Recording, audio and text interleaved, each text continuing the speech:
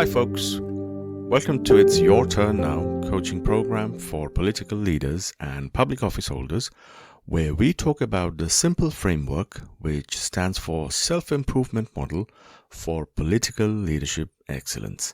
And in this video today, we are talking about patriotism. And this is part of the simple framework, one of the factors.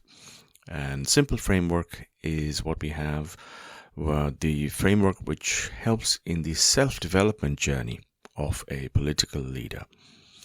The key question that we are trying to address today is how important it is, patriotism, for an influential politician. I'm sure it's an interesting topic, so without further ado, let's dive in.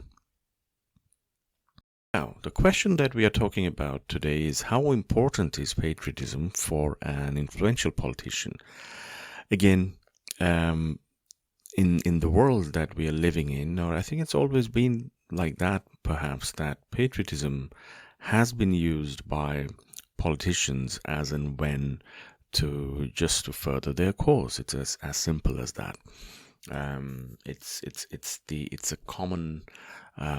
a common element, shared, equally celebrated, especially on certain occasions by the citizens as well. And I think out of the 21 factors that we have in the simple framework, patriotism would definitely feature in the top 5. Now, it's definitely important for politicians, but it is a complex and nuanced concept, right? So that this can have different interpretations and implications.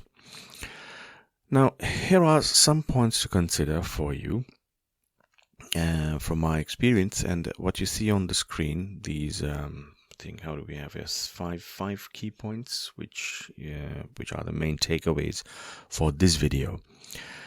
First is the connection with constituents. So patriotism can help politicians establish a strong connection with their constituents, right? It just seems like a no-brainer.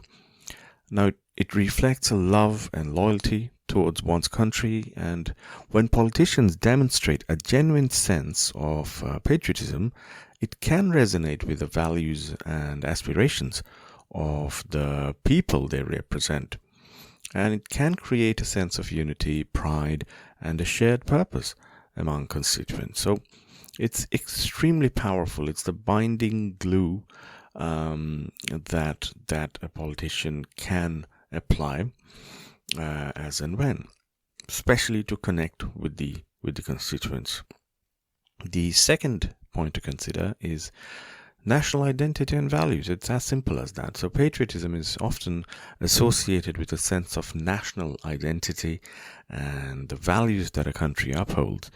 Now, politicians who embrace and promote these values can foster a sense of belonging and cohesion within the nation. Now, they can work towards preserving and strengthening the cultural, historical, and social fabric of the country as well. So it's that glue that binds even the identity and the values nationally.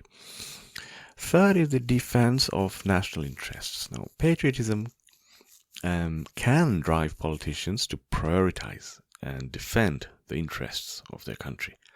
It can motivate them to work towards policies and actions that protect national security, promote economic prosperity, and safeguard the well-being of their fellow citizens. Now, this can include advocating for fair trade, national infrastructure development, or even ensuring access to quality healthcare and education. Now, let's have a look at the fourth point to consider is unity and leadership, where patriotism can serve as a unifying force and bringing people together across different backgrounds and ideologies. And politicians who promote patriotic values can inspire and lead by example, and fostering a sense of collective purpose and inspiring citizens to work towards a common goal. And this can be particularly valuable in times of crisis or national challenges. That's the unity and leadership element. And then we have the potential challenges and pitfalls. Well, it's also to consider for patriotism is, while it is a positive force, patriotism, now it's important to be aware of some potential challenges and pitfalls. So, like, for example, overemphasis on patriotism can sometimes lead to exclusionary or, say, divisive attitudes where certain groups or perspectives are marginalized. Politicians should strive for an inclusive and pluralistic approach, ensuring that patriotism does not become a tool for discrimination or the suppression of dissenting voices. So that's the kind of a boundaries, I would say, of patriotism. I mean, excess of anything is actually bad, and that definitely includes patriotism as well. So patriotism can lead to polarization or not.